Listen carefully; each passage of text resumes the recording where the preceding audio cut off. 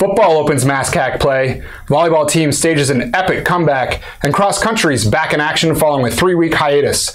All that and more coming up on the latest edition of Panther Rewind right now.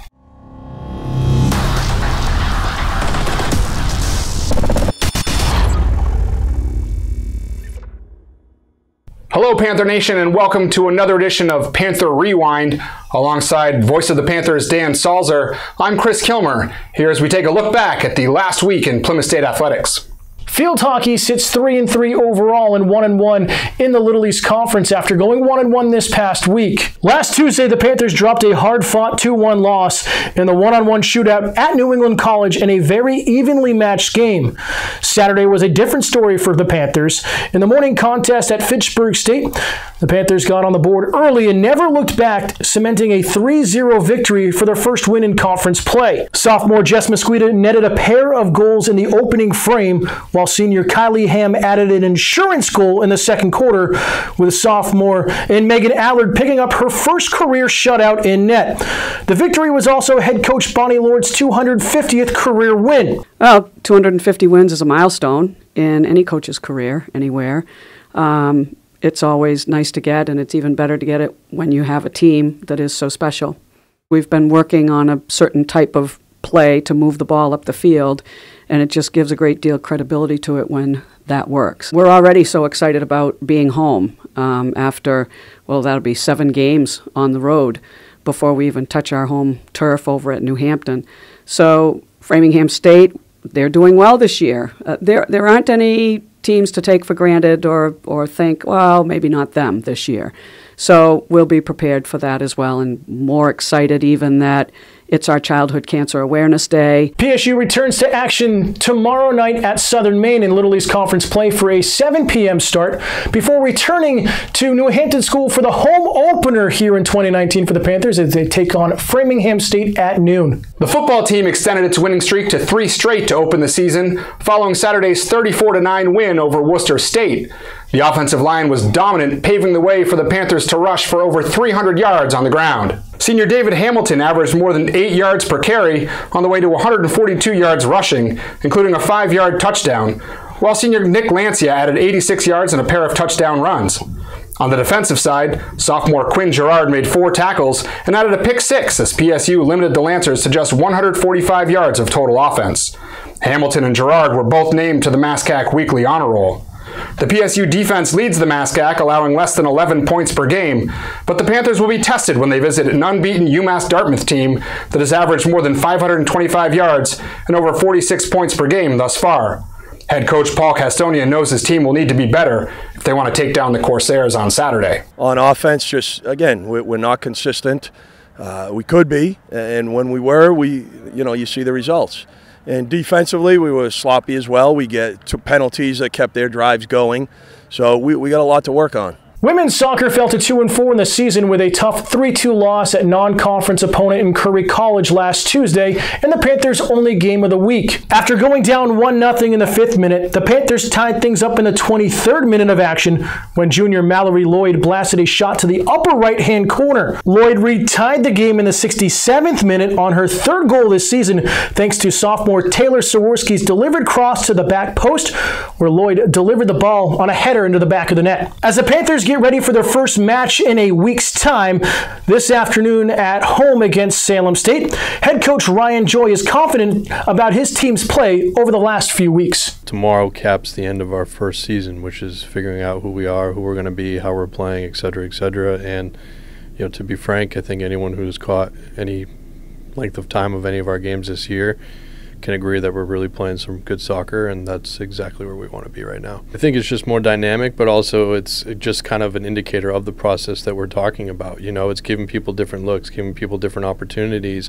and it's great to have multiple people be able to show up on any given day, because when you can go at any team from 5 or 6 different angles, knowing that we have a handful of players that can put the ball in the back of the net, it just adds to the depth and hopefully overall success as we head into conference this week. Volleyball is riding a 5-match win streak after picking up 3 more wins last week.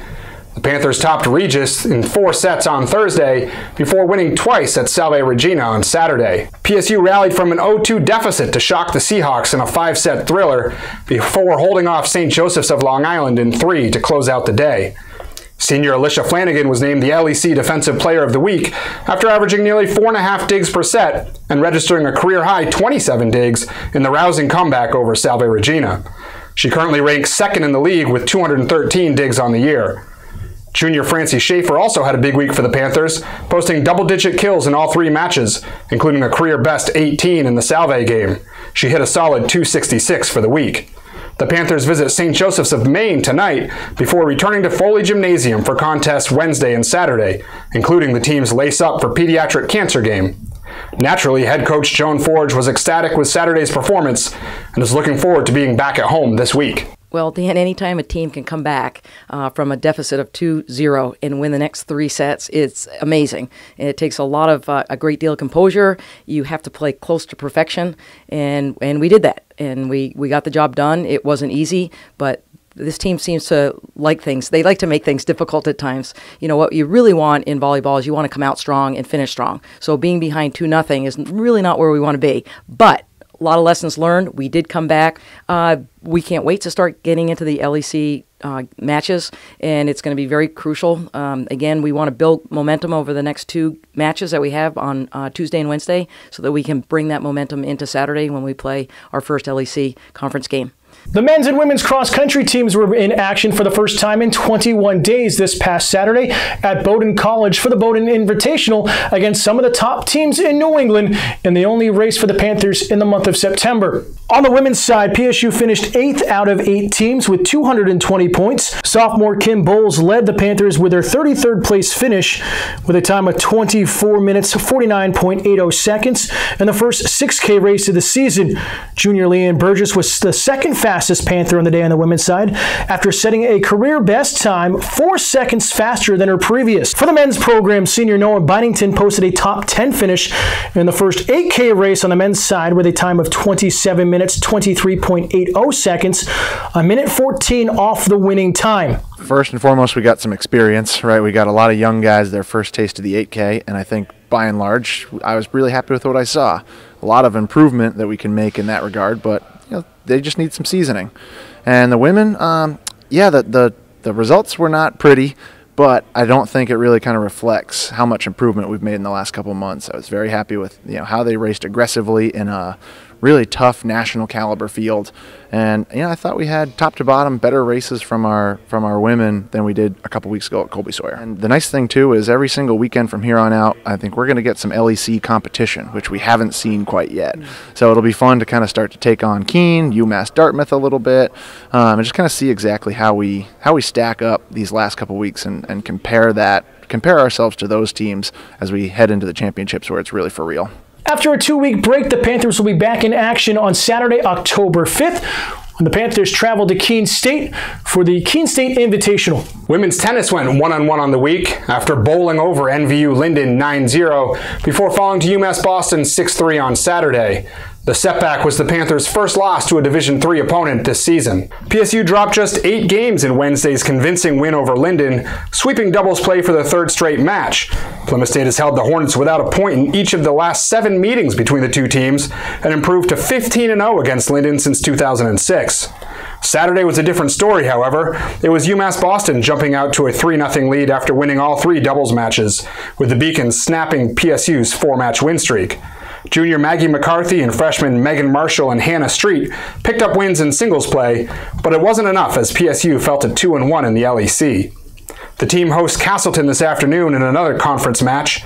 Head coach Barbara Walski-Willett views the setback as a chance for the team to refocus as it heads into a more challenging portion of its schedule. Men's soccer is on a 3-game losing streak after dropping their only game of the week at home last Tuesday, 3-0 to Johnson & Wales University. In a game that saw PSU put 5 shots on goal, the Panthers were unable to find the back of the net. Junior Owen Caggiano took the loss in his second start of the season in goal while recording 3 saves on 6 shots.